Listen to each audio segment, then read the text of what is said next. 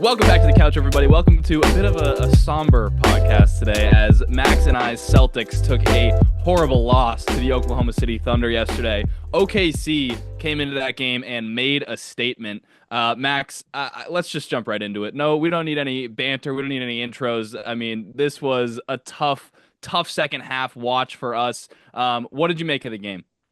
Um, I thought we started off obviously extremely strong, and I had some notes here that it just felt like we were attacking their lack of size.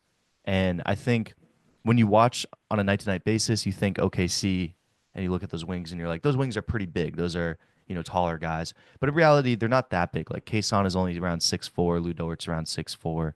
And the wings you're worried about defensively aren't necessarily as big as we were thinking. And you really saw that size disadvantage in the first half. The Celtics were just outplaying OKC. They were getting to the rim and finishing. And what I loved is they weren't taking a bunch of threes. They saw that OKC was going to sell out on the three, but they were going to let them, drive to the paint and try and get in to the teeth of the defense.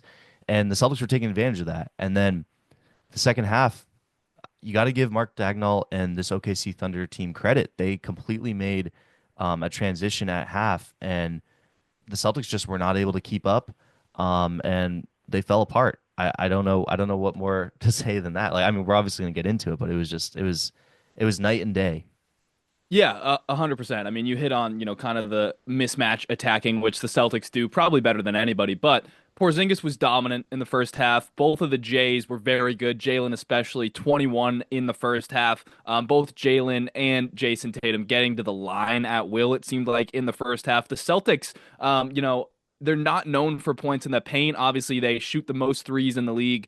They make the most threes in the league. And I think OKC and Mark Dagnall came in and they said, all right, let's take away the threes and let's make them beat us in the paint. And what happened was the Celtics proved in that first half that they don't shoot a bunch of threes because they're just jacking threes. They shoot a bunch of threes because Tatum and Brown and guys like Porzingis get into the paint, command a bunch of attention, and then kick out for threes. And so Dagnall and the Thunder tried to take it away.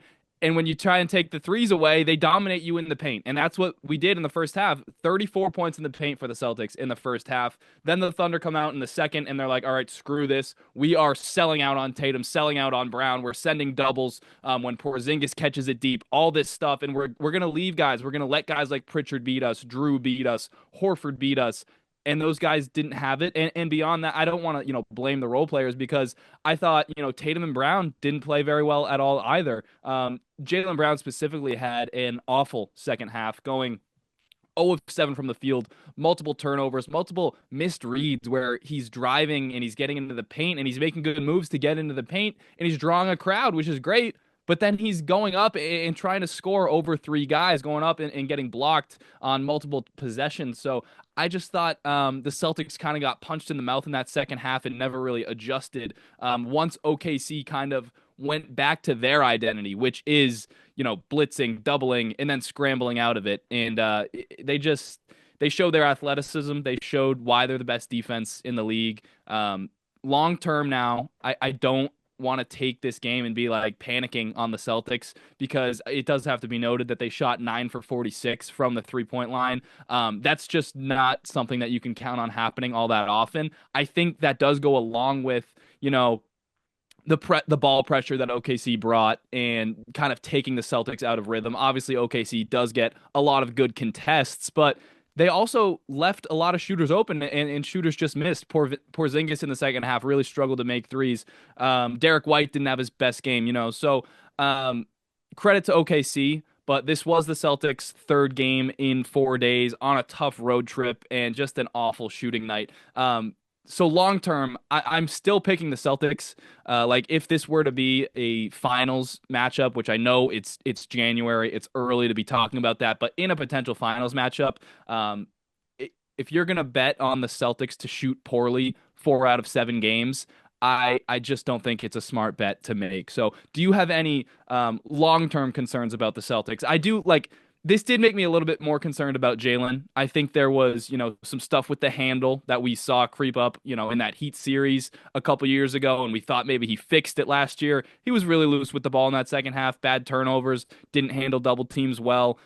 Maybe Drew didn't play exactly as you would have wanted him to, but overall, I'm still optimistic about the Celtics. What were your long-term takeaways?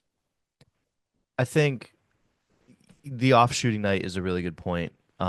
You're not going to see a lot of nights where Pritchard goes 0 for 5 from the field and 0 for 3 from three. You're not going to see a ton of nights where you have Derek White going 2 for 11 and Porzingis going 1 through 6 or 1 for 6 rather. I think the biggest takeaways for me is this bench just hasn't been playing well all month, last month and this month. They've cut this lineup to about like last night they played 9 guys. They've cut that lineup to around 8 to 9.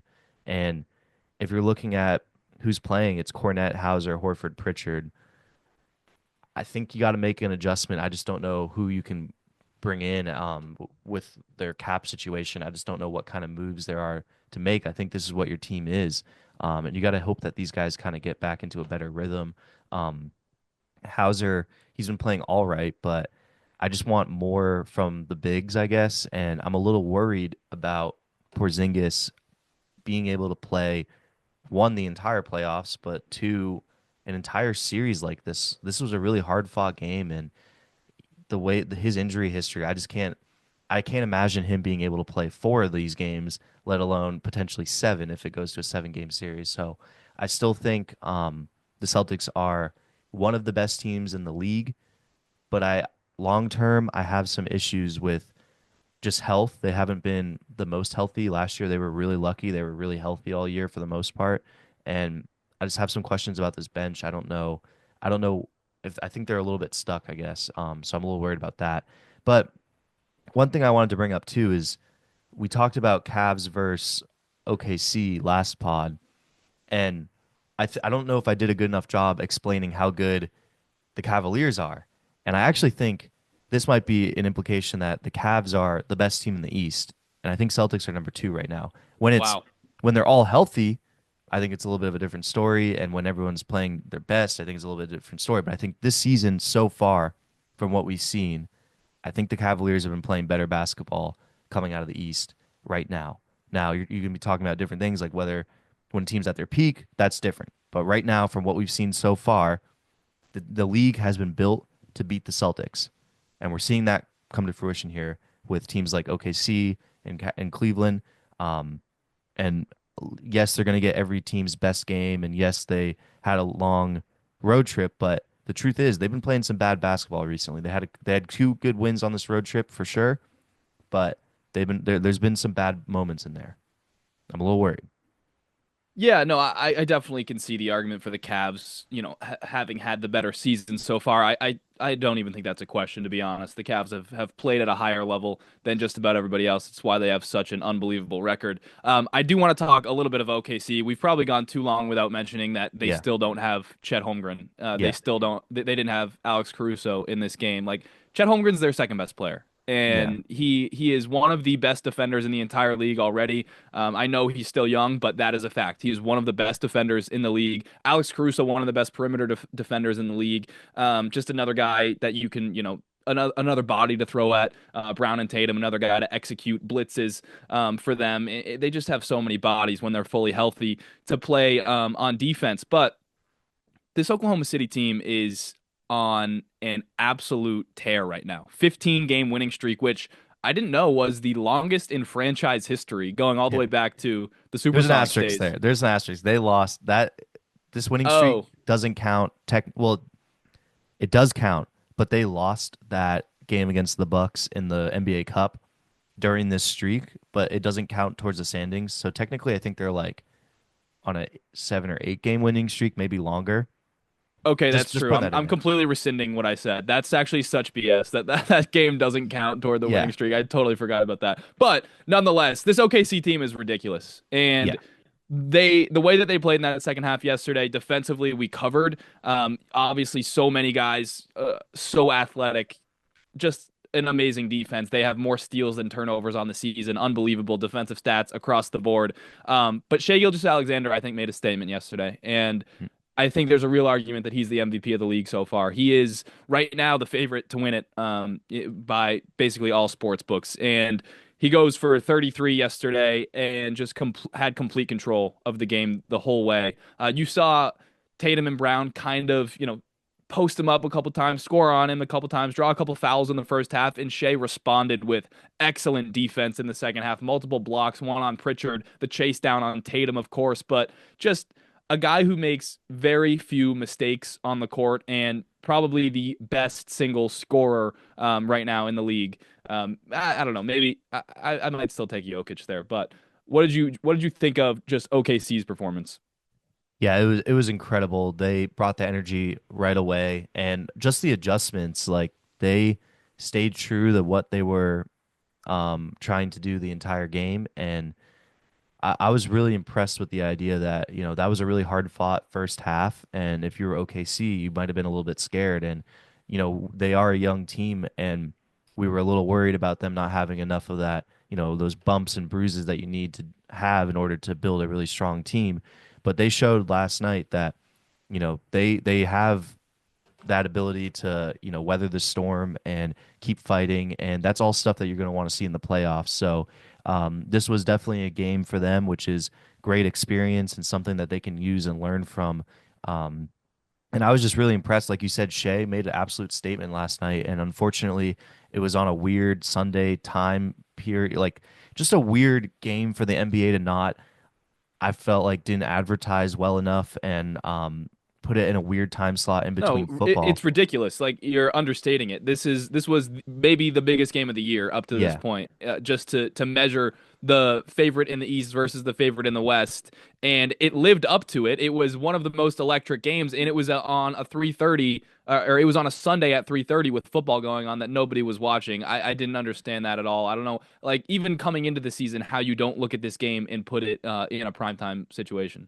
absolutely. And plus, they keep talking about how we have an American star problem. And I know Shea is Canadian, but you know, these are two of the guys that are looked at to be the two next guys in line to take over after LeBron and Steph and KD all go on and retire. You're looking for new guys to be the face of the league, and that's Tatum and Shea are the two prime candidates, and you're not promoting them as a league. I just think it was a failure last night to do that because I think people would have watched. Like you said, there was a game where it was Trey Lance versus like I don't even know versus Marcus Mariota. You had Jimmy Garoppolo playing. Like there was bad football on last night, and people still were watching it over this game. And I think a lot of that was because of the poor marketing on their end. So I think that was a really weird thing that the NBA did, and I was pretty bummed out by that. But nonetheless, I mean, this was a coming out game for Shea, I think, and to at least to the national audience. I think people know of him obviously, and he should be well known, but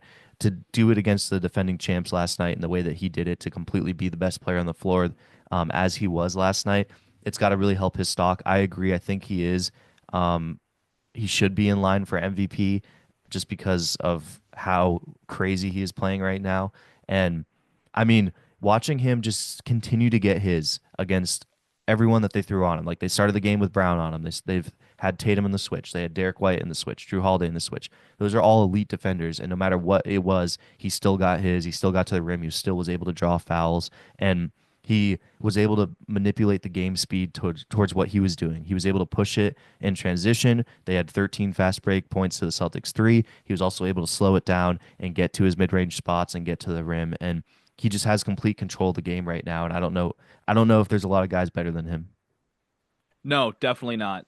We had the Shea versus Tatum argument maybe a week and a half ago, and I think Shea kind of put a stamp in that one. I mean, we were all leaning Shea, I think, but that really put a pin in it. I do want to talk just a little bit about the star thing that you mentioned. With this problem in the NBA that there aren't enough stars that people care about, people feel like they can relate to. A lot of people feel like Jokic is Serbian, he's a big man, maybe his game isn't as aesthetically pleasing.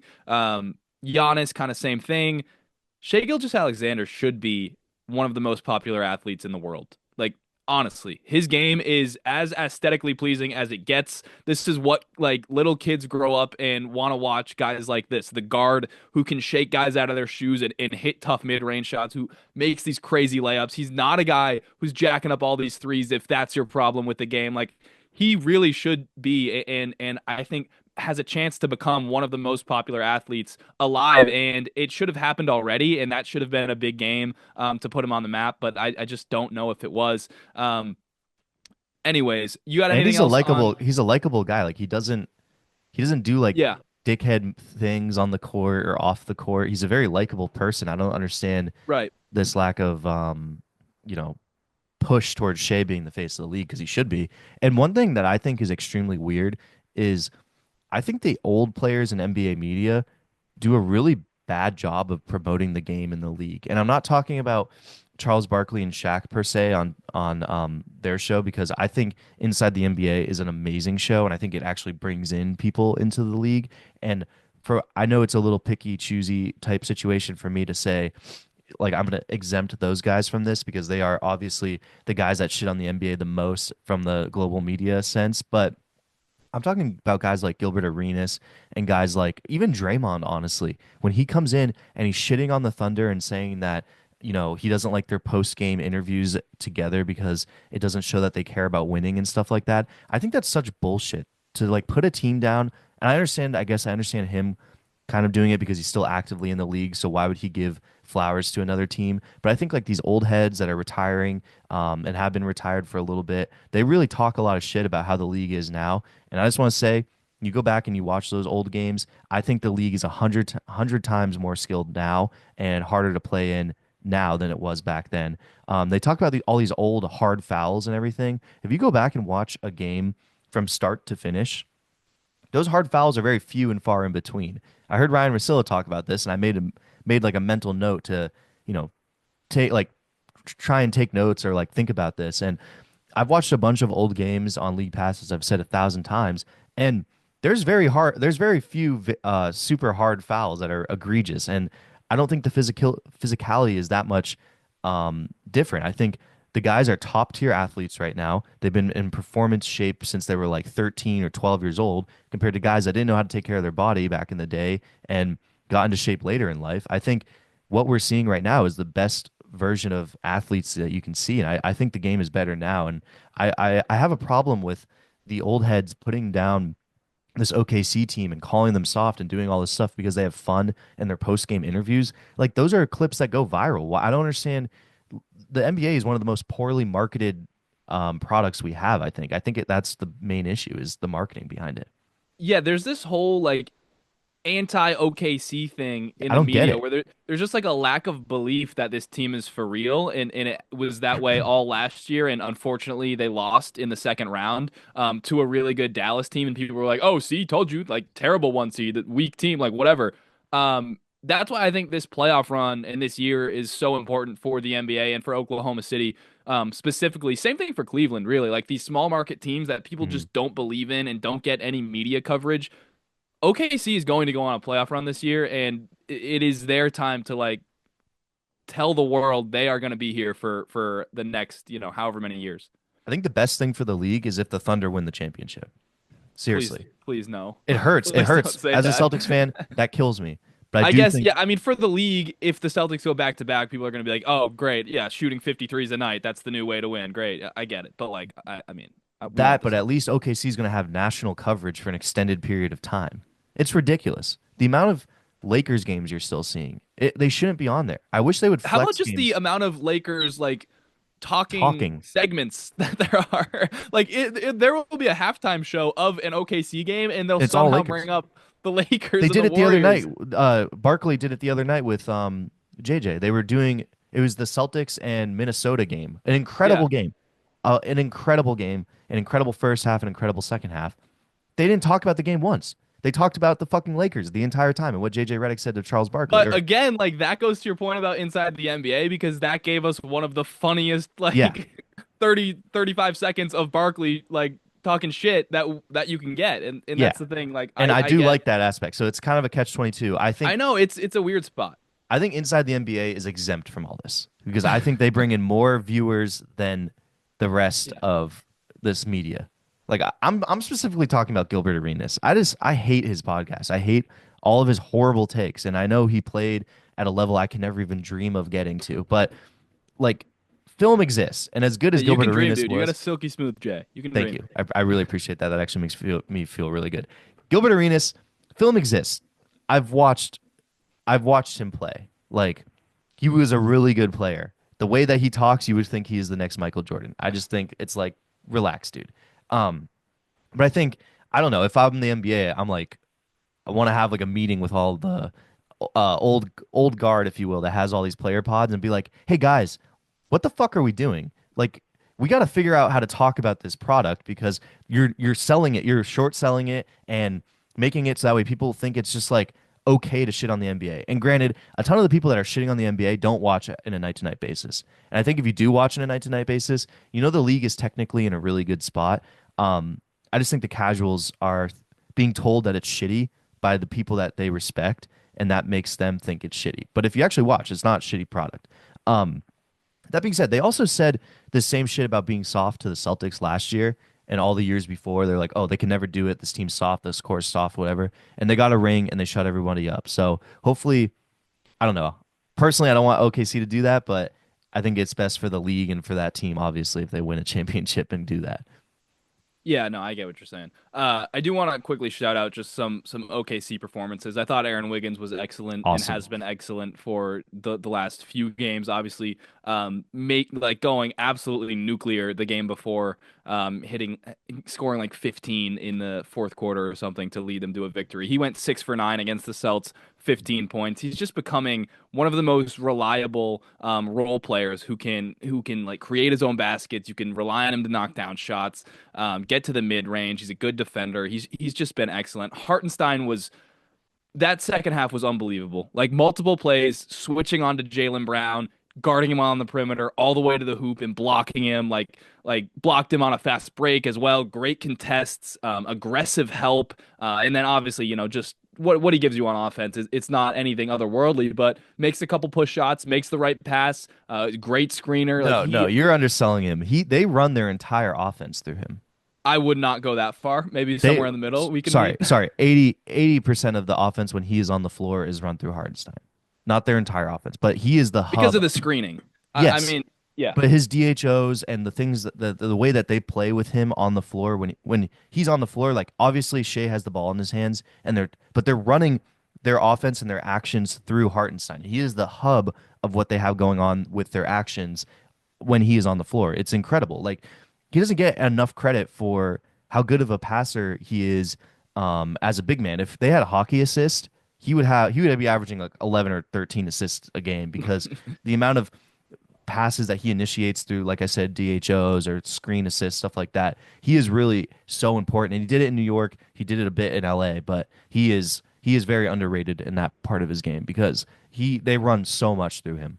Yeah, totally agree. Last guy I want to shout out. We could shout out every role player for OKC, but Case and Wallace Yeah, getting the getting the start. starting nod and just rising to the occasion as a young player. It's like he's playing against my favorite team and it's hard to root for him, but this is a guy that we've both rooted for from like literally his first Yeah, game. We've been like, "Oh, this guy has it." Like yeah. even in limited minutes last year sitting behind Josh Giddey, you see the defense, you see he's just not afraid.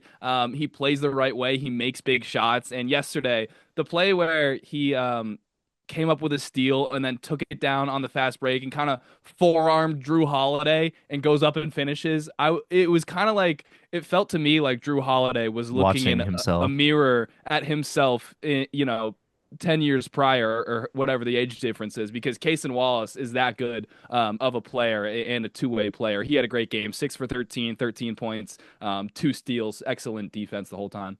Yeah, absolutely. I like that like reference you made because it is Kason is a young Drew Holiday, but like a younger version of an older Drew Holiday, if that makes sense. Because Drew, if you remember when he was in Philly, he wasn't as much of a player. He wasn't like he is now, where he's sort of taken on the off-ball offensive role, very heavy defensive focused, Mhm. the upper echelon of a 3-and-D guy, if you will. And that's what Kason is now, and I can't wait to see how he develops because he didn't Yeah. shoot the ball great last night, from three at least. And if he's hitting threes, he's gnarly because defensively he is already one of the top perimeter defensive players at his age, and it's only year two, so They it can could only make really they go could up from make a here. whole all defensive team of OKC guys. Like Seriously, they really could. they It's talk getting about it ridiculous. consistently where Shea is like I think I'm like fifth on the team in defense, and if you think about it, Shea would be a top defensive player on some other teams easily. Oh, absolutely. Shea, I think he's leading the league in steals, maybe. Like he's No, a that's Dyson. very, very good defender. Oh yeah, you're right. But he's somewhere like he's averaging like 2 steals a game or something. So, Yeah, so he's um, incredible. yeah. All right. Anything else on OKC Boston? No, nothing else on OKC Boston. Let's take a quick break and talk about one of my favorite topics, Jimmy Butler. All right, coming back, we are here to talk about the Jimmy Butler drama. If you guys didn't see the what am I trying to say? Post game presser or the media response that Jimmy had. I'm just gonna read real quickly what went down. So a reporter asks him, "What do you want to see happen?" And Butler responded, "I want to see me get my joy back from playing basketball, and wherever that may be, we'll find out here pretty soon. I want to get my joy back. I'm happy here off the court." But I want to be back to someone dominant. I want to hoop and I want to help this team win. Right now, I'm not doing that. Then he was asked if he could see himself regaining that joy with the Heat, and he responded very quickly, I might add, probably not. So that was pretty clear as day, Max, that Jimmy Butler does not want to be in Miami. Obviously, we know he requested a trade that Shams reported to either Dallas, Golden State, Houston, or Phoenix, and that has since been updated to, quote, any team in the league. So it seems like Jimmy Butler may be on his way out from Miami. What'd you make of all this? Well, I think this was expected, probably, right? I mean, Jimmy Butler, Nick, can you name a team that he's been to that ended well? No, Chicago I ended cannot. bad, Minnesota ended worse, Sixers ended horrible, and now Miami's ending terribly. So I think this is kind of what he does. And I think he's going to be really hard to trade because they just suspended him for saying all that stuff for conduct detrimental to the team. So I think that's actually a pretty good move because what they need to do is they need him to go out and play really hard so that they can sell him as a product to the other teams, right? So you need him to go out and play really good so that way they can be like, oh yeah, this guy, this is what I want. I want someone who's averaging like 20 points per game, playing an incredible defense, blah, blah, blah, blah. What you don't want is him to go out, be mopey, take 5 shots from the field, make two of them, and play horrible. And that's what he's been doing recently. So I think suspending him, it's kind of hard because it's like, yes, that means that we can still sell the idea of him as a product to other teams to try and get a trade happening. The downside is the last game you think of when you think of Jimmy Butler in Miami is that horrible game where he took like 5 shots and played terribly. So that right there is an issue. Secondly, he's old and he's had injury history.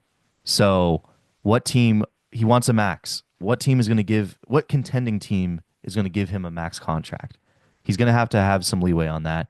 But the other thing is clearly this bridge was burned because he wanted an extension, a max extension with Miami, and Pat Riley said no. And it's two alpha males that are extremely stubborn that are going head to head, and I can't wait to see what happens.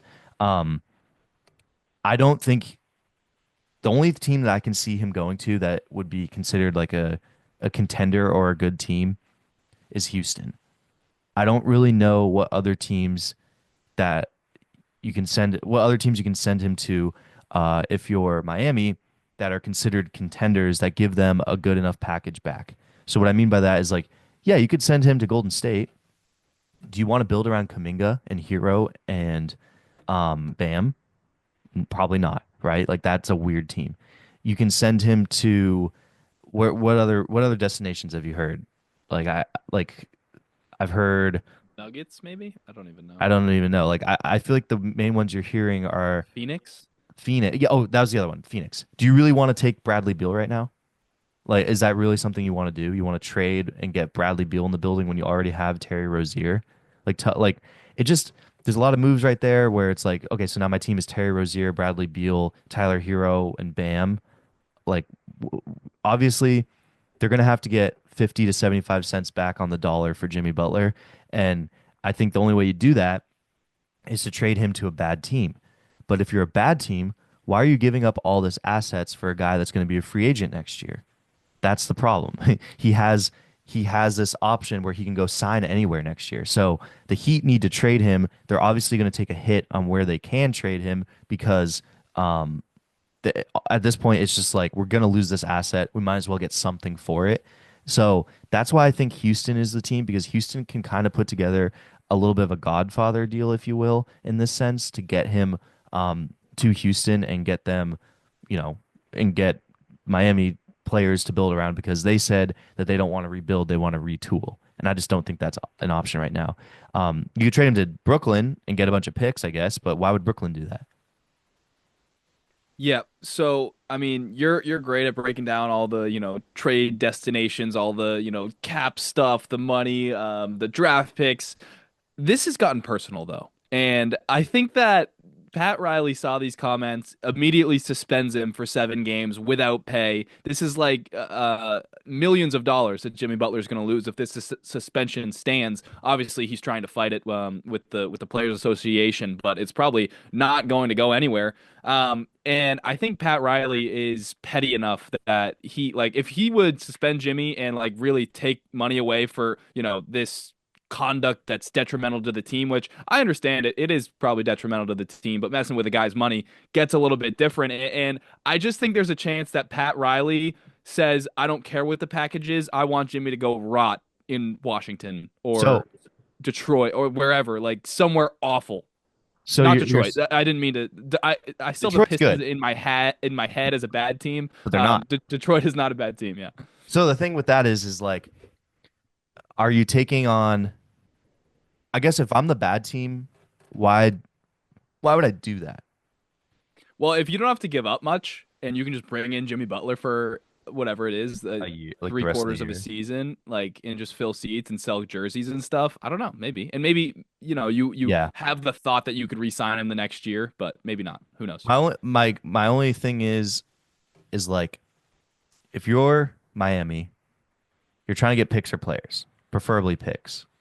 Well, preferably players in their sense, but in I think people that look at it differently, like Miami should go rebuild, I think they've tried to retool enough for too long, but I think it's time to go rebuild maybe. I don't know. So you could let us They know in don't the do comments that what you there, think. they Yeah, say. They don't so rebuild. yeah, so let us know in the comments if you think they should rebuild or not, because I'm genuinely curious, and we can have some Miami fans on in future pods to ask them what they should do.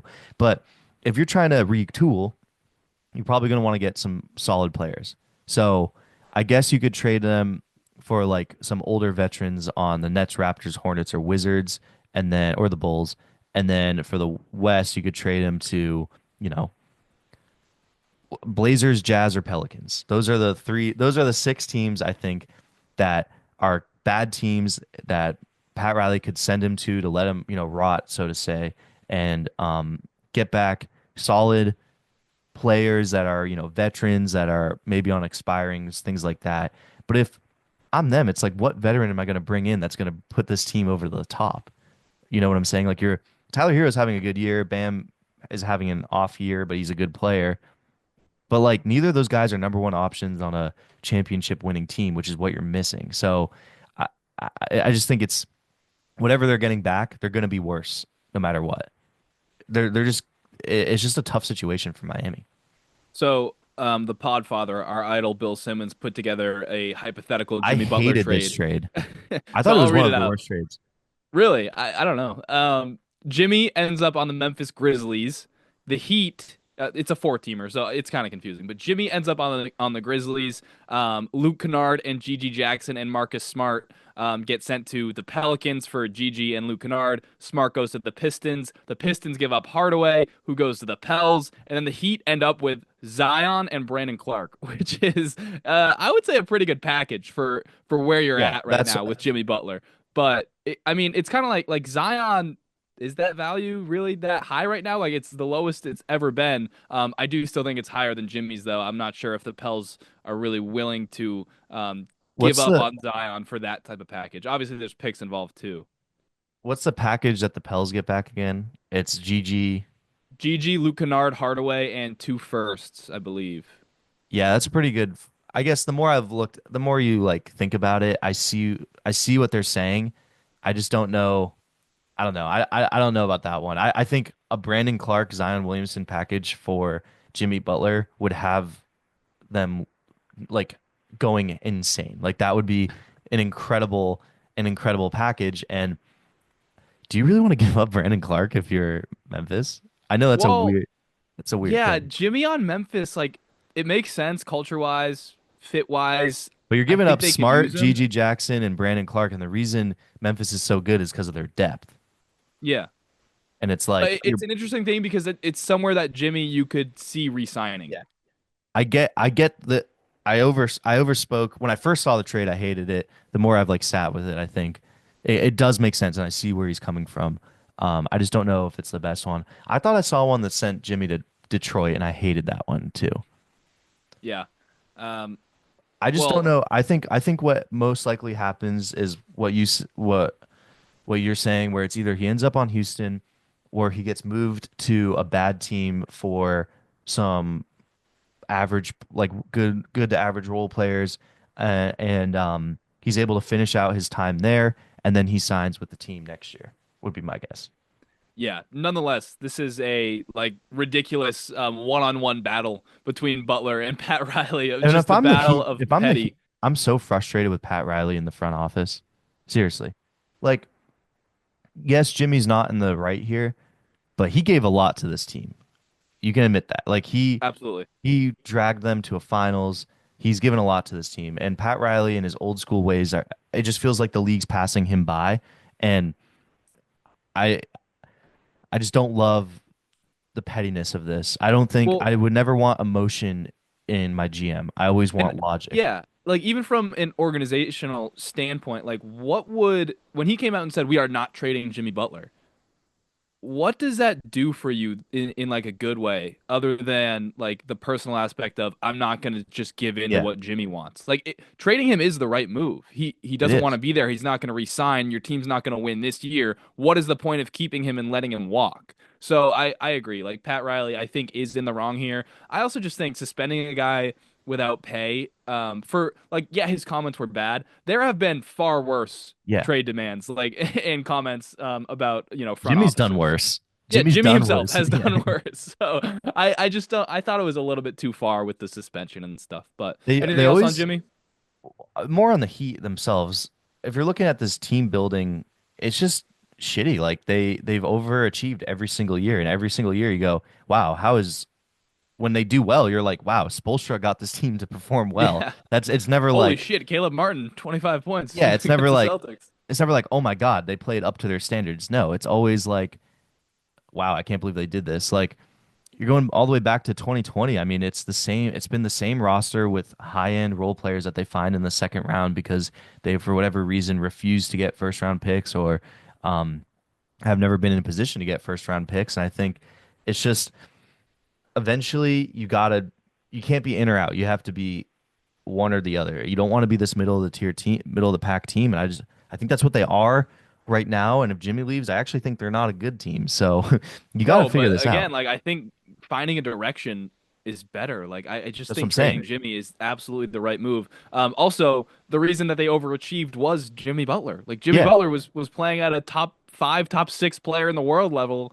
in those two deep playoff runs where they make it to the championship. So, um, That's what I'm saying. yeah, Like they gotta just pull the plug on this, I think. yeah, because Jimmy, it doesn't seem like he's at that level anymore. And this team, it seemed they definitely hit their ceiling, and it's been kind of evident for the last couple years. The front office has been a little bit reluctant to move on from this core, but Also, this is not a good look for um your team in terms of this isn't going to make them a free agency destination or any more of one. I mean, I know weather-wise, it's a solid free agency destination in taxes or whatever, but I think you've seen some players, granted they're like older players, but if Paul Pierce is defending the Miami Heat, then you might have fucked up as an organization because he he was like, yeah, Jimmy did a lot, and now they're treating him like shit. And if they go and trade him to a shitty destination, that is not a good look for Pat Riley.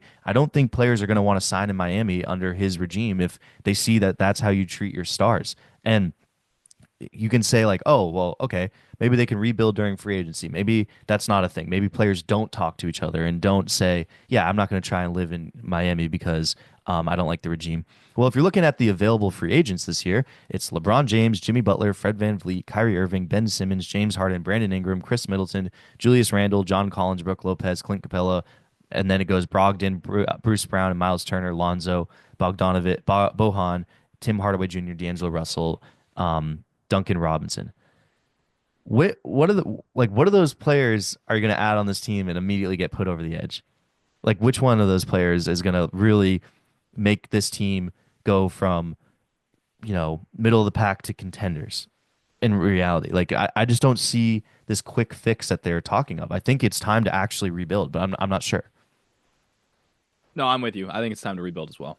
So we're definitely gonna have I have a couple of Heat fans in my life that have been on the pod before, so we'll try and get them on soon because I really want to talk to them because I feel like as Celtics fans we just come off as biased, and I just want to know what direction they're thinking, because if they think that they can go and win the title, then I want to hear what kind of players they want to bring into this building, because right now it feels like they're leaning towards rebuilding, and I don't know. Like then what happens with Spoelstra? Like, do you want Spoelstra coaching a rebuilding team? Does he stay? Like stuff like that. Now that's getting ahead of things, but I think he would stay because I mean, think about like Popovich. When you have that much success with a franchise, yeah. he's not like, I don't know, trying to prove himself still. He knows he's No. one of the best coaches. I think he, like, Well, when if you he have a knows, life set up there, you have a yeah, family and stuff, like, he's I just think said that. he'll stay.